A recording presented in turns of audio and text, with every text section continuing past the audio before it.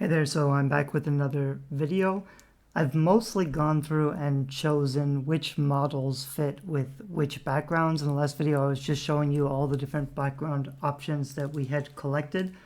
So I'm going to start with this one because this one already has really strong light effects on the model. That's going to make it easier. And then I'll point some stuff out. I'll show you a little bit about what I'm doing in the background, add a few more things. And then I'm going to try to move through them all to kind of show you, hopefully at this point, we've already got a good background, we've got a good model, so I'll be adding the lighting and the glow effects, maybe a little bit of the magical effects, just to kind of finish the artwork before we move on to the typography, which is the next step. So a few kind of little housekeeping things. I've taken out a lot of the layers because this file had tons and tons of layers as I was kind of exploring. And I still have all the typography stuff because I'm not done with it yet. But I've mostly just left the model and the background. I'll show you what's going on with the background.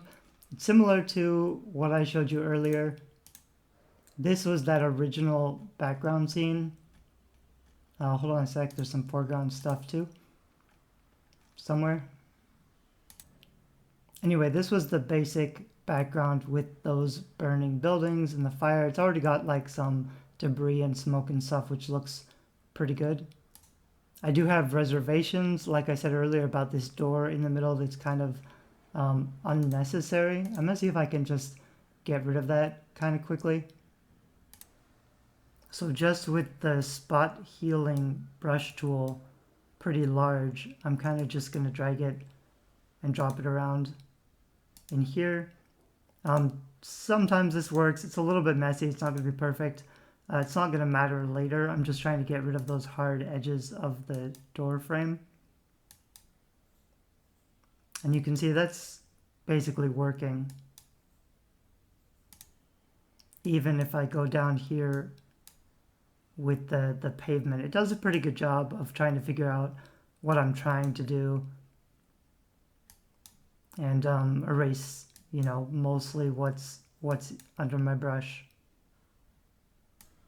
So that's what it kind of looks like without the door. I probably could have done that a lot cleaner, but it doesn't really matter because it's background stuff.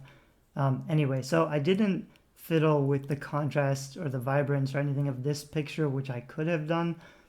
Instead, I've got this layer on top, which is another ruined post-apocalyptic cityscape with clouds and stuff.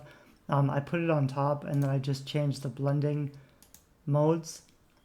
And you can kind of just play around with what looks good. An overlay would almost work, but I think it's just a little bit too much. So I prefer the soft light. And so this way you can see that I still keep the original picture, the buildings, the fire and everything. But now I have some more texture of the bigger buildings in the background, which works pretty well. And then I also have this other picture of foreground, which was a completely different picture. It was just kind of like a sci-fi 3D render of a volcanic landscape. So I put that just kind of in the center. It makes it more dramatic. The colors match really well. There's a little bit of this fire here from this picture, which adds a lot to the scene. And then finally, I have this one other picture, which looks like this. It's also post-apocalyptic. It's got this really nice glow in the middle, which I wanted to keep. So again, just playing with the blending modes. If I want to make it like super, super dark, which I could have, it'd be overlay, soft light, not so much. I think what I had done, let me go back and make sure.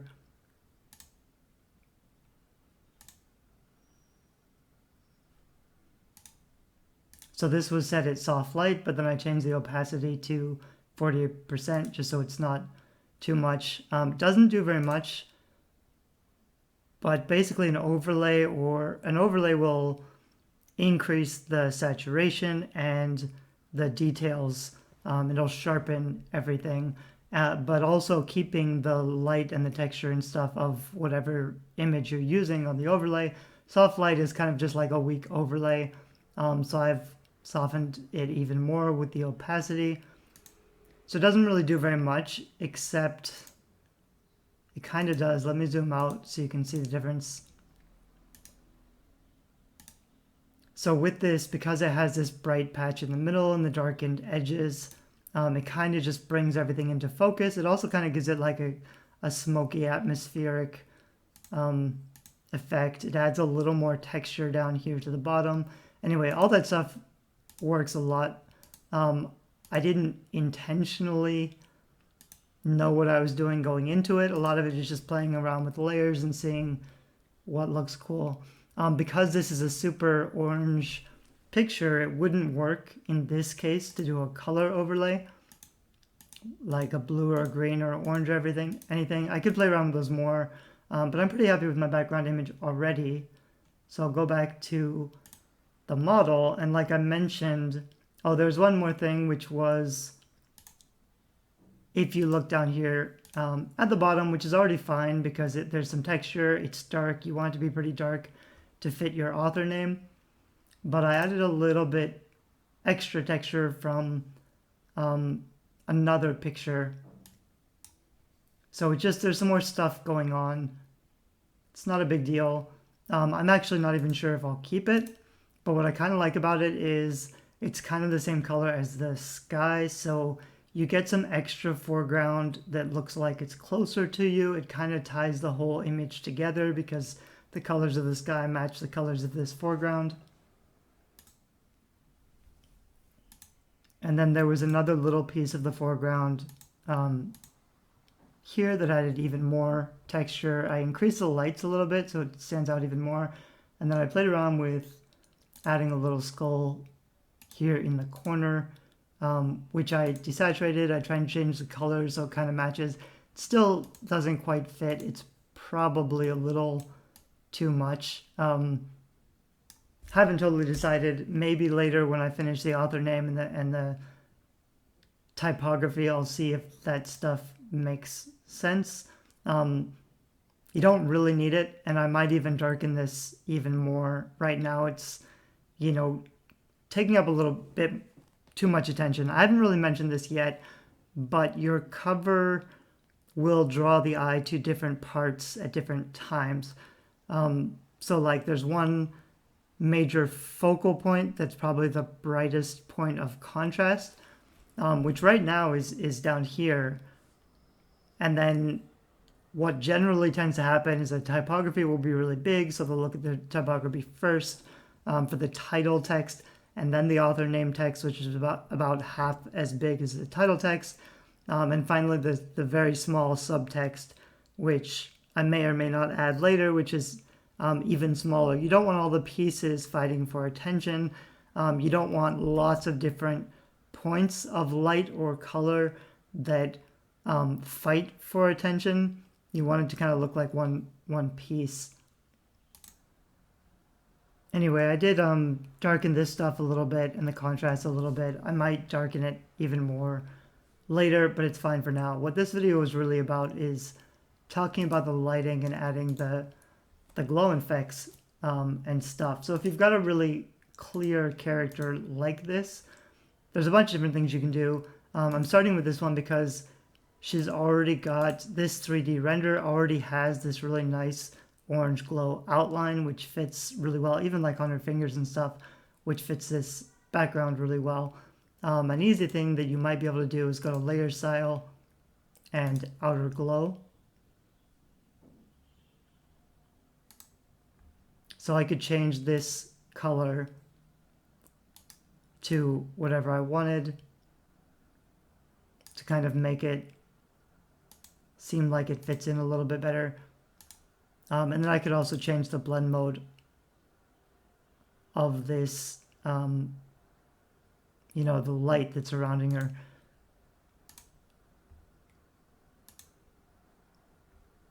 So if I do it that way, it's pretty subtle. You almost really can't tell, but there's a stronger, brighter glow, like an orange glow behind her. It's actually too dark. I'm going to try a lighter one.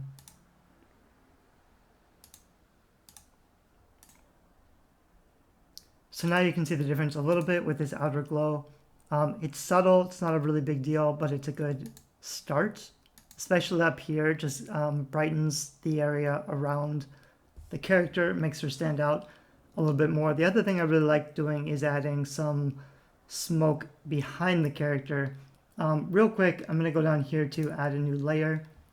One of the things that you can do that's kind of easy, but will have mixed effects.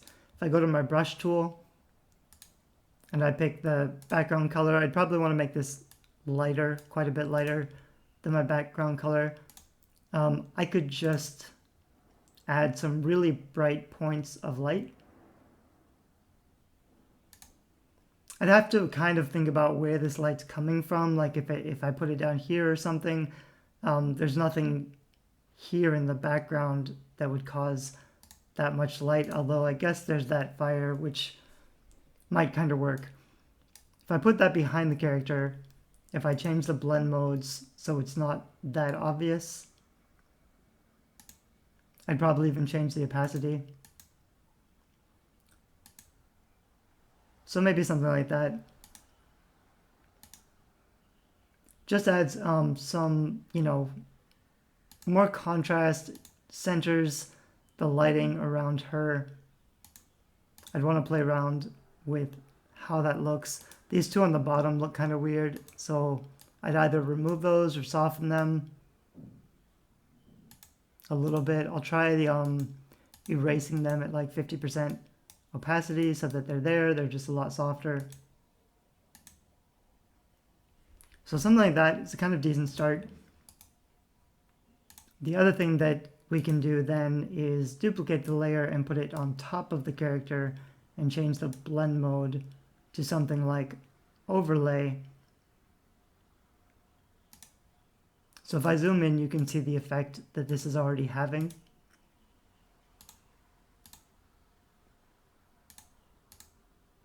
So this is how it was before. I didn't even really, I mean, she's pretty well cropped out, but if I zoomed way, way in, the edges are a little bit rough in some places. They're actually not that bad. They could be a little cleaner, but mostly they're fine. This isn't stuff like no one else can ever zoom in on your cover that much, so I don't personally worry about the small details. Other designers are a lot cleaner than I am. This was with that background glow. This is with the character outer glow. And then this is just the outer glow that I very quickly brushed on. This is with the top layer that's set to overlay. And you can see because it's overlay, it really picks up even like the lighting effects that are already existed on this render. Putting that layer on top really picks out the colors and the saturation. It makes it really pretty strong. I'm not even sure if that's too much. I could go to soft light if I think it's too much. It actually makes it look really dramatic, so I don't hit it. It might be just a little bit too much, so I'll go down just a little bit. Anyway, that's a decent start. And then like I mentioned, for some texture, I might add a little bit of smoke behind her as well. So this is what I mean by smoke. This is just like a picture of smoke, basically. If you look on stock photo sites and search for smoke, you'll find a ton of these. You just want to look for something with pretty good texture.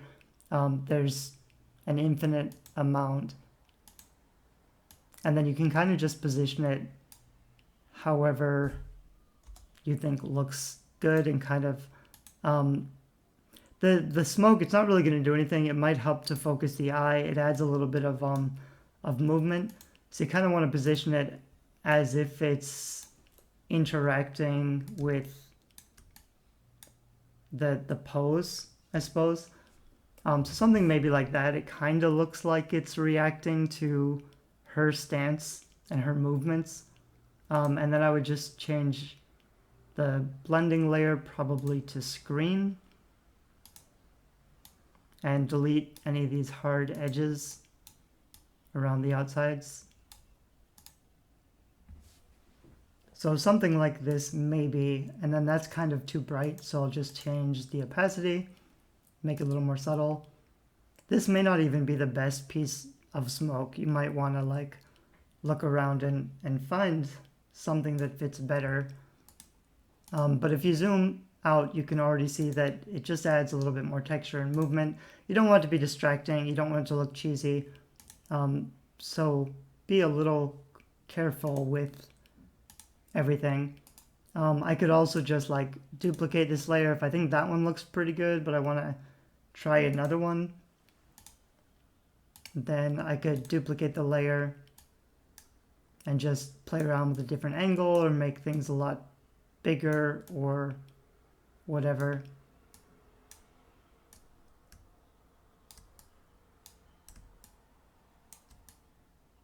This is going to matter a little bit too later once we get into the typography. Probably you'll want the typography to kind of look like some of the scene as well.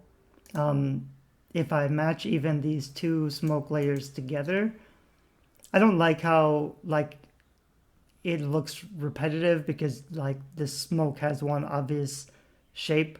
So I would use like two different kinds of smoke rather than repeating one. I'll probably stick with this little one.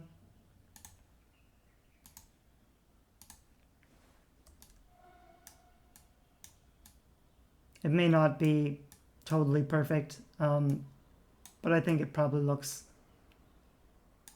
pretty good like that. I like how that seems like it's kind of reacting to her stance in her hands and stuff. And the other thing we could do is I could duplicate this layer and then put one of those on top of the character.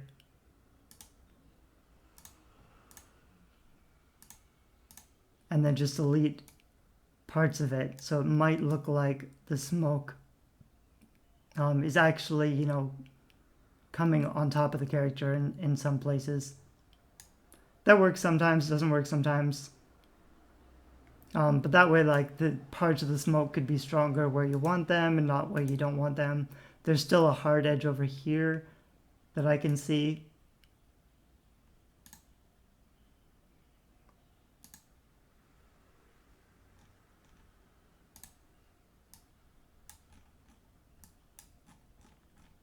Anyway, so that's looking pretty good. And then the other thing I'll do is add some fire or magic to her hand here, which kind of looks like it needs something anyway. So smoke by itself can actually work really well for magical effects. I've already copied this same smoke level a few times. So if I put that up here, I can show you kind of what that looks like.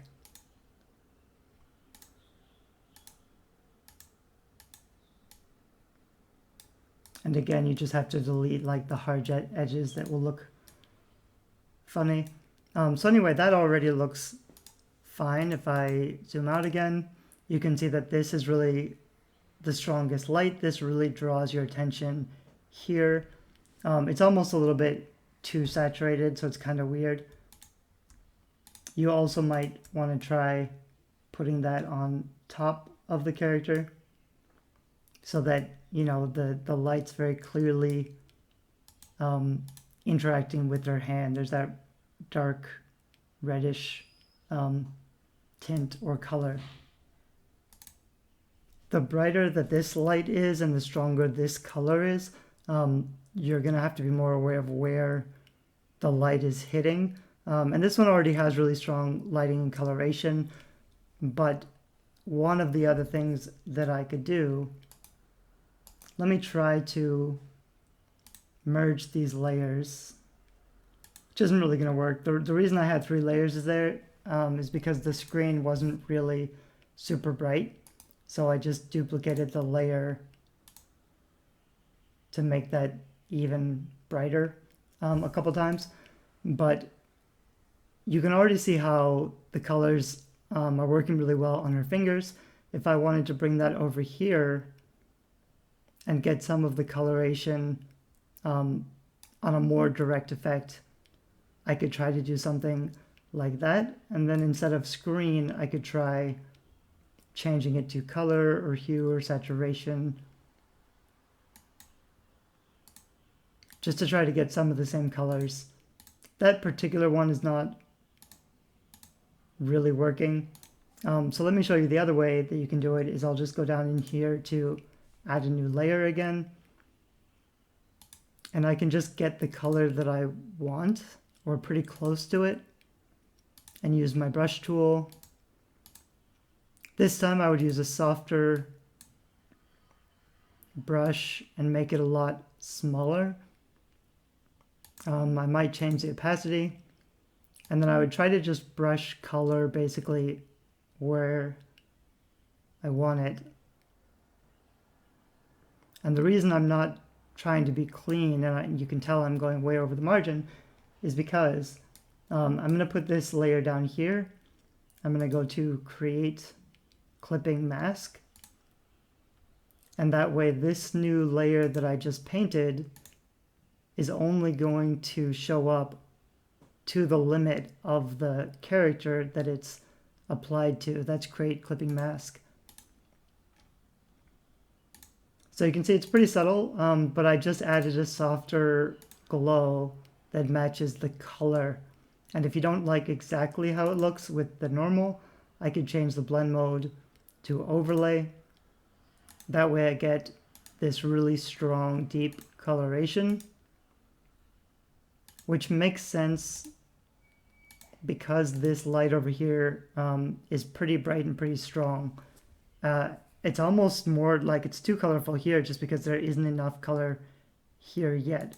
But that's okay because I'm not really done with it yet.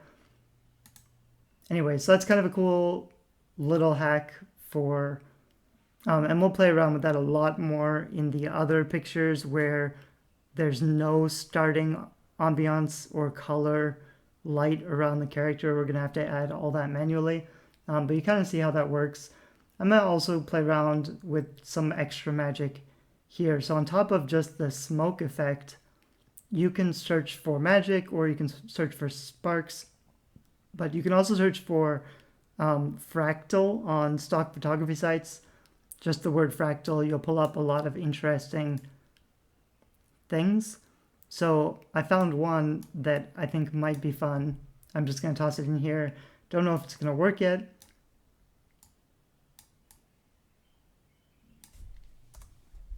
And I could leave it pink or change the color. I'm going to go to lighten again. Lighten will pick up the lights.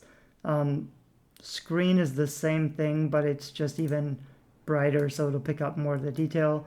I've got to go around the edges and delete the edges of that square photo. So then it looks kind of like that. And I could decide if I want to put this even around her fingers or maybe behind her fingers makes more sense. I could change the size of it if I want.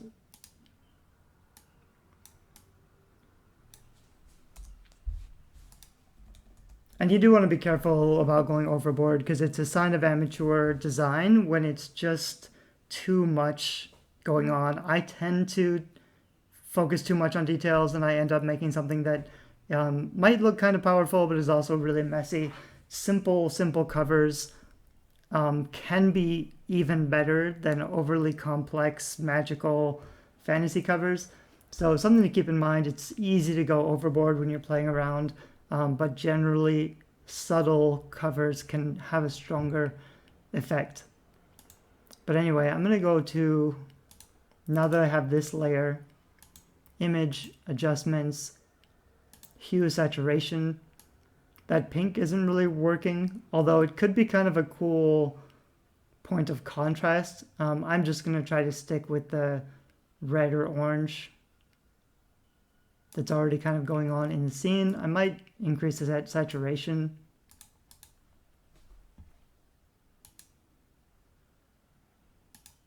So that way if we zoom in, like there's more texture, but it's not really that pronounced because I've already got so much other stuff going on there with the smoke and stuff.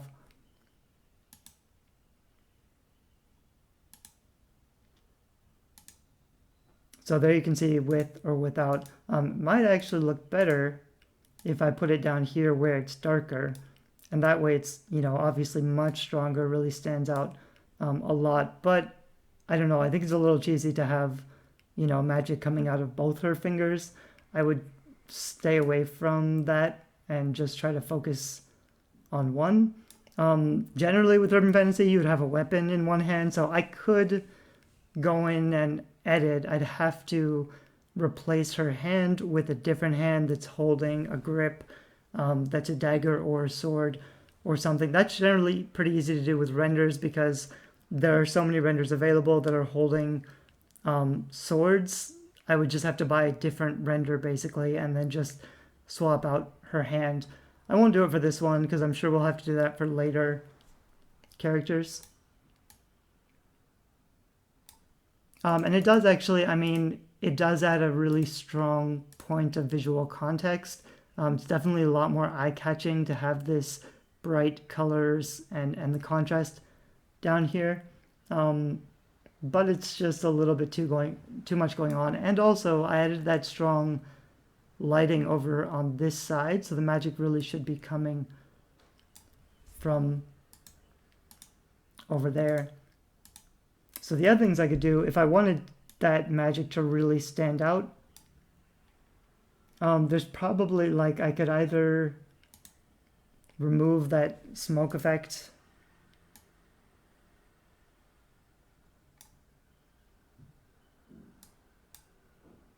which I'm not sure if I'll do because I kind of like it.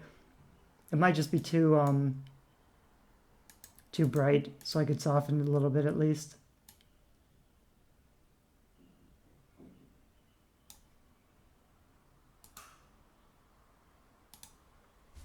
I could also play around with, positioning or size or whatever.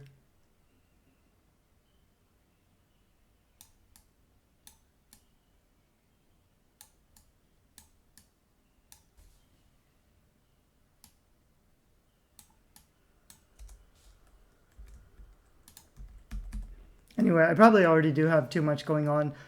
It is nice to have some movement and to have some, light and stuff, but too much and it gets really distracting. So it's kind of a personal choice. You got to play around with how everything looks.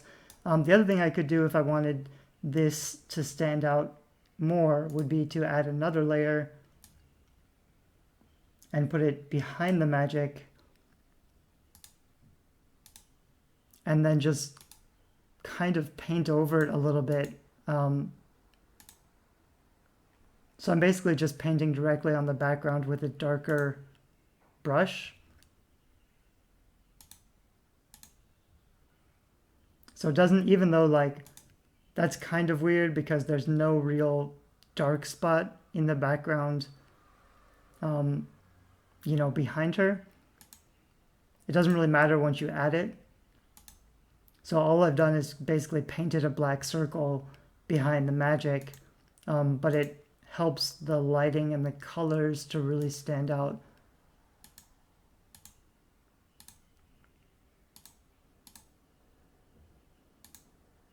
And remember, like, you don't want to be looking at the details, but you also periodically want to zoom way out and just kind of look at the whole scene and the effect and what draws your eyes.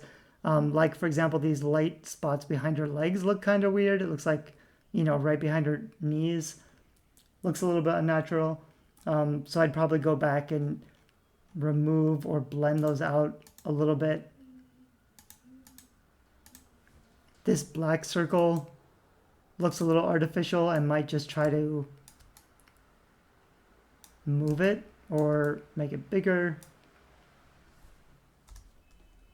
Maybe not quite as strong.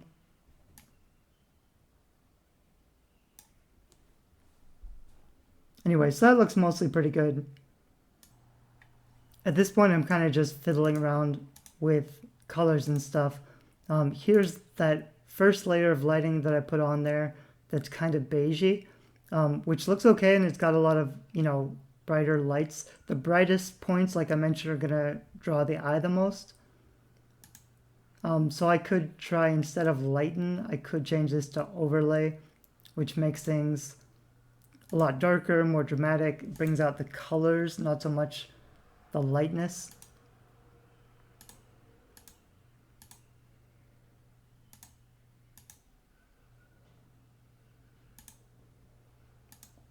Or I could even, like, if I'm not quite sure, I could duplicate this layer. Sorry for making it so small, but I'm kind of trying to train you to look at it when it's really small. I could duplicate the layer so it's even brighter, and then make one layer overlay. So now I have an overlay layer and also a light layer. I'll zoom in so you can see that.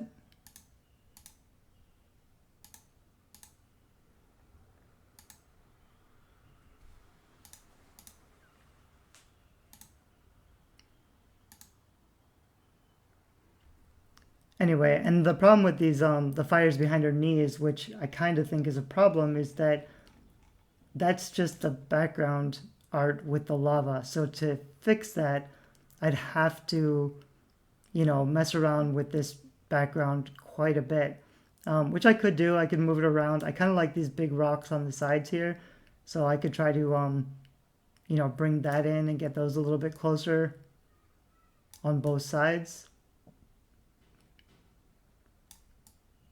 Or I could even just, because this is a pretty indistinct background already, I could probably just basically just copy the fire and move it to the side, blend out the edges.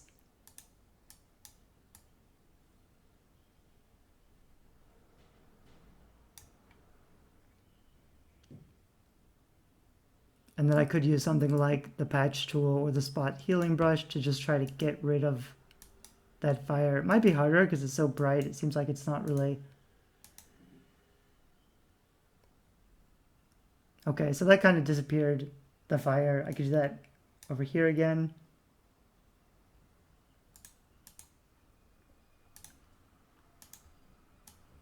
Copying this fire.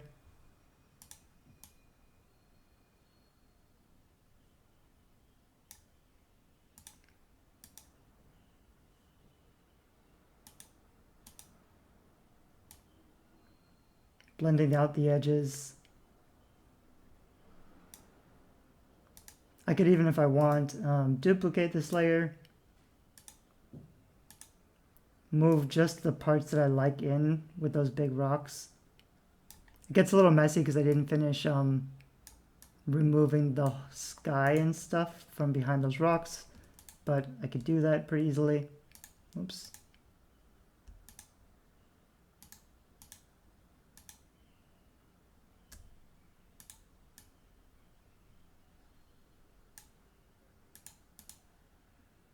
And then with this layer that I added, I would just delete whatever parts I didn't want.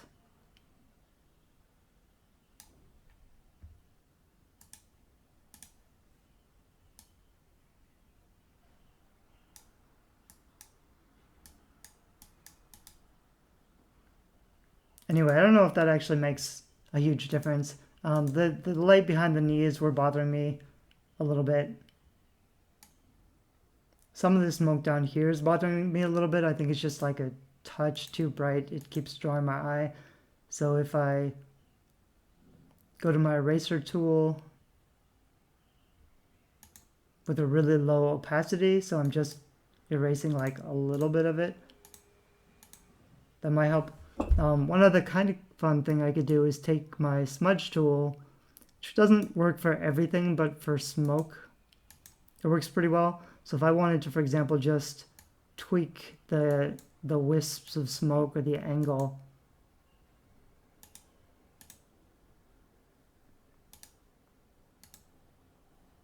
I think I was set too strong on that one. So if I go strength, this is obviously not a big deal. These are really small details. But if I wanted to play around with the direction the smoke is going or coming from, or if I wanted to smoothen it a little bit, that's kind of the stuff that I could do with my smudge tool. Maybe I just want to blur this out.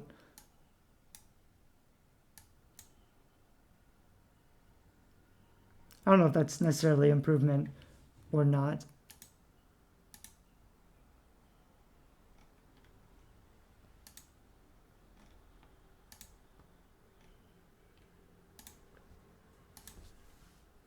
Anyway, this cover is getting pretty close to done, so I'm about to save it, but there's one more important thing that I don't think I've mentioned yet.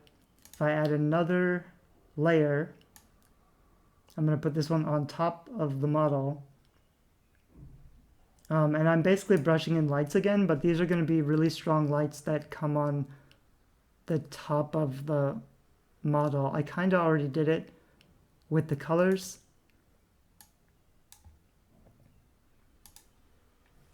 So if I just take basically a white brush, this is probably going to be a smaller point of light. This is going to draw your focus the most, so you want to think about where it's coming from.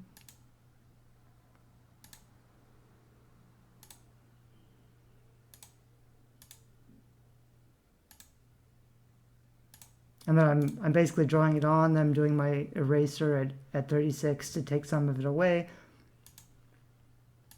But the idea being you get the light from the background that's coming around the character. It just creates this little sense of depth, like the character exists within the scene. The light is interacting with the character. You could get really clever with, you know, the folds of fabric with your eraser and where the light would actually hit or how far it would go.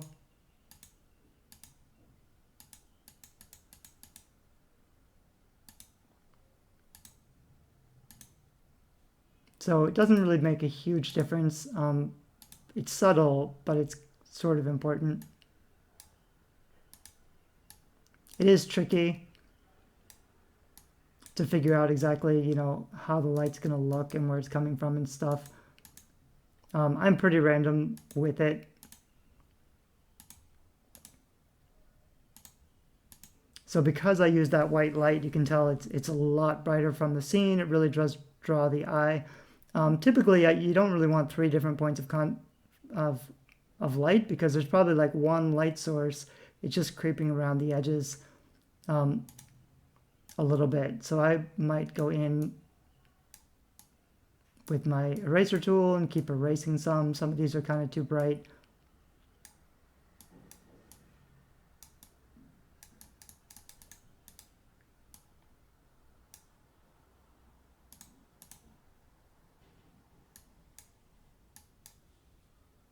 And then I could also, if I wanted, go to layer style, color overlay, because this really white light,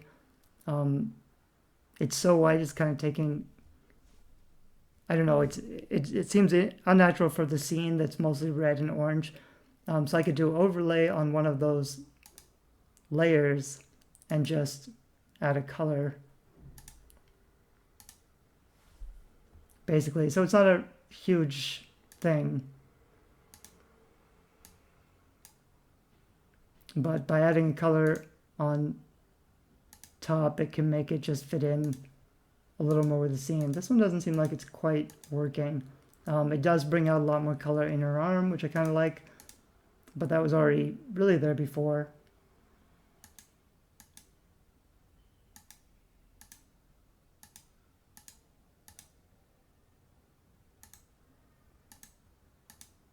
Anyway, so you're mostly playing around with the lighting and stuff and seeing how it's all going to look. I'm not sure if that's working really well in this particular scene because the strongest light's really coming from over here. This is what's closest, and that's what's giving her the hard outline effect with the orange color.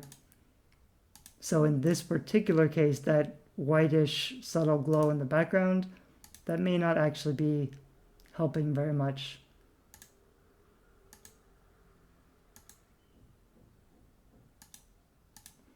Anyway, this is close enough that I'm going to call it with this particular one. That combination seems pretty good. A little bit too strong. Anyway, it's a lot of fiddling around. We'll take another look at it once we've got the typography and the text and stuff, because that's going to make a difference too. We're probably going to have some light and glow on the text. So, you know, there might be already enough going on with this one that the background lighting stuff is not really helping, although it does really draw the eye. You can tell there's a huge difference between this one, which is more natural organic lighting, and the ones where there's a lot brighter backlight behind her to make her stand out, and then some light on the top, which just brings everything into relief. This is probably, you know, a too detailed, too busy cover. I might come back to it once I've added the text, but hopefully I've covered a lot of stuff to show you how we're going to be doing it. This is basically the same process, whether or not we're building something with magic. And I could have given her, it might have actually been better just to give her like a simple flame in her hand instead of this big magical flare. So as a quick alternative, let's just see what something else might look like if I get rid of the smoke. And this is just a picture of like a fireball basically. But it does have some really nice sparks coming off it. I might keep those anyway. If I go to lighten or screen,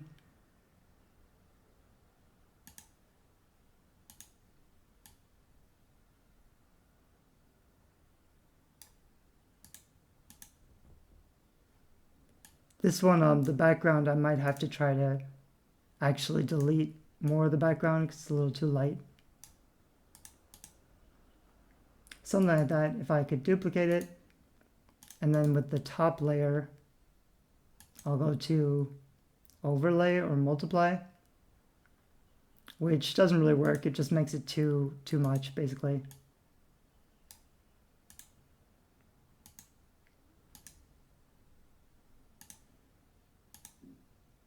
This may not have been the best fire. The other thing I was going to mention, which I'm not sure if I'll do in this one, is you could have, like when someone's holding up a hand like this, you don't have to give them fire from the hand. You could have something floating. So I could have, you know, a weapon or a sword or whatever. Even if she's not holding it, I could have a flaming sword up here or something cool. I'm going to see how that fireball looks with some of my other stuff. Not great, actually.